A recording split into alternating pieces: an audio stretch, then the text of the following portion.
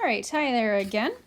Okay, so at this point we are moving on to our next topic, which is momentum and impulse. But for this particular video, I will be focusing on momentum. So our learning objective is, by the end of this, is to define momentum and impulse and qualitatively relate impulse to a change in momentum for everyday situations. We'll make sense of that as we go. All right, let's start with just a question here. Would you rather collide with a train moving at 2 meters per second or a mosquito moving at the same speed? So the obvious answer here is the mosquito. The mosquito will hurt a lot less. The reason is they're traveling at the same speed, but what is the difference here? The difference then comes down to their mass. So we have to think back to our previous lesson on Newton's laws. And this is going to relate to the first law and the law of inertia. Remember, with Newton's first law, we started talking about inertia and that objects with more mass have more inertia and therefore are more difficult to change their motion.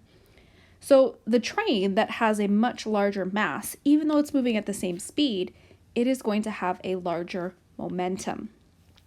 So momentum is a quantity of essentially how difficult it is to stop an object's motion. It's a kind of measurement of this, or it's a way of quantifying essentially the power of an object's motion. So we're going to talk about what momentum is, but essentially any object that is in motion has momentum. Okay, any object that is in motion has momentum. So this also relates to that football player example I gave you. When we were talking about inertia and how, sometimes they give the larger player the ball in order to get across the end line. With that larger mass, also comes more momentum, and it's harder to stop that player. Okay, with momentum, very important then, there are two factors that are part of momentum. Number one is mass. So the more mass an object has, the more momentum it has, the more difficult it would be to stop that object in motion. The second factor, and both of these factors are important, would be velocity and how fast that object is moving. So obviously, even a very light object moving very quickly, think like a bullet, is very hard to stop. So both of these quantities interact to create momentum.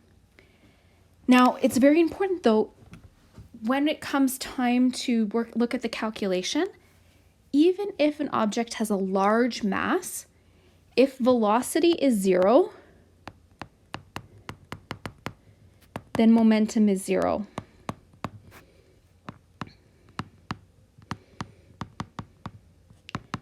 So an object has to be in motion in order to have momentum. All right, so let's look at that calculation then. Again, momentum is a way of describing the quantity of motion of an object. It is a vector measurement, which means we should be considering the direction when possible. In terms of our formula, the symbol for momentum is actually a P, because we can't use an M again because that's already mass. So P is the symbol for momentum. M is the symbol for mass, and V is the symbol for velocity. So our formula here is P equals mv, which is momentum is equal to mass times velocity. Now my mass has to be in kilograms, my velocity has to be in meters per second, which makes my units for momentum simply kilograms meters per second. And you just smush those units together, okay? There's nothing else to write there. So sometimes you'll see a dot there and sometimes accidentally ignore that because it can be hard with formatting. So momentum is a way of describing the quantity of motion of an object, and it's related to the object's mass and its velocity. So when we have momentum and both those factors are in play, we can kind of see how that might have different factors with different objects. So it's possible for very small objects to have a large momentum if they have a very high velocity. Think, for example, like a bullet or a hockey puck. And really large masses and large objects could have small momentum if they have a small velocity. So we have these two objects here, a medicine ball and a hockey puck. The medicine ball's mass is 3 kilograms and it's traveling at 3 meters per second. The hockey puck mass is 0.18 kilograms and it's traveling at 50 meters per second. So two objects, different masses, different velocities, and let's see how then their momentum would compare. So momentum is mass times velocity, so we're just multiplying these two numbers here. So for the medicine ball, the momentum is 9 kilograms meters per second. For the hockey puck, 0.18 times 50. Just wanted to double check there. Yes. Also 9 kilograms.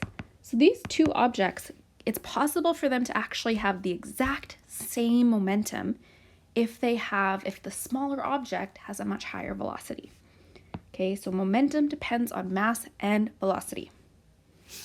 All right, let's do 2 more examples here and then you'll be on your way. Determine the momentum of a car with a mass of 1,000 kilograms traveling 15 meters per second east. All right, so mass of 1,000 kilograms. Velocity is 15 meters per second east. What is the momentum? So my formula is P equals M times V. I'm solving for momentum, which is the P, and 1,000 kilograms times 15 meters per second east. Remember, momentum is a vector, so if we have direction for velocity, we should include that. All right, simply multiplying those two numbers out gives me 15,000. And it's always important to include our units here. So it's just kilograms, meters per second east. So no units cancel out, they just all get included. All right, so that is essentially a number.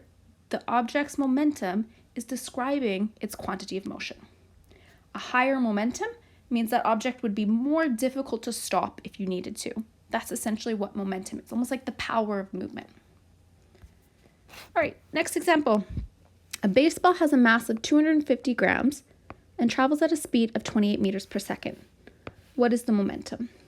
Now please note, I know that speed and velocity are different, but oftentimes we'll be using speed interchangeably, and it just means that we're not going to have a direction.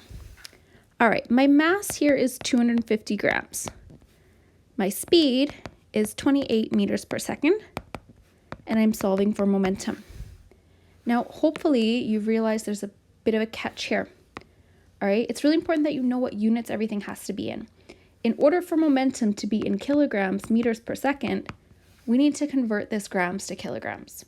So we have to think all the way back to our unit conversions. And if we think about our metric scale, so we have kilo, hecta, deca, and then that base unit where grams is. So grams is here, and we have to get to kilograms. So I'm going left 1, 2, 3 spots, which means in my conversion, I'm moving my decimal left 3 spots. 1, 2, 3.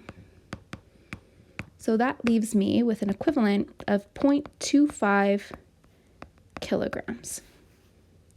And that's what I'll use in my formula. So we're solving for momentum here. So P equals 0.250 times 28 meters per second. So P equals 7 kilograms meters per second. And there you have it. All right, sometimes you might have to solve for mass or velocity, and that will just involve manipulating the formula and doing some algebra like we've done previously. All right, you should be working on your workbook now. Make sure you are doing the practice questions. Good luck.